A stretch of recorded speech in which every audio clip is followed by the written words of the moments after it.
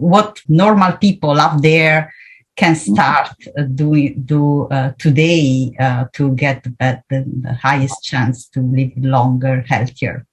Yeah, well, so I started doing things in my early 30s, and then in my 40s, I got a little bit more serious. Now I'm very serious in my 50s.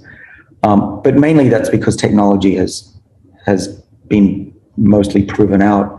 I wish that I had the knowledge in my 20s. I would start with skipping meals, because that's to me the most impactful and simple thing you can do. Try to skip one meal. It doesn't mean you have to eat fewer calories. You can eat just as much. You don't have to lose weight, but give your body a rest from eating, and use drink coffee or tea and try and get through. I like to skip breakfast, and mostly I skip lunch these days. But try to skip at least one meal, either at the beginning or the end of the day, so that your body can turn on the defense systems, which include the sirtuins that we work on. So there's that.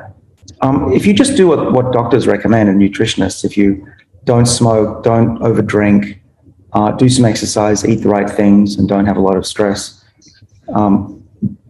those things alone will give you, on average, another 14 years of life. Combined with the supplements that I take and some of the drugs that are on the market, I think that 20 extra years compared to the average person is quite achievable. So that would get you to 100. There are new things that are coming online, like reprogramming, could get you, I think, probably to 110, 120.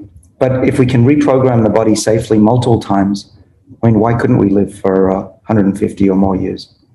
If you want to learn more about the science of epigenetics and nutrition longevity, check out my newsletter at Aronica.com and in the link below this video, so you won't miss my upcoming free webinars, courses, and live Q&A.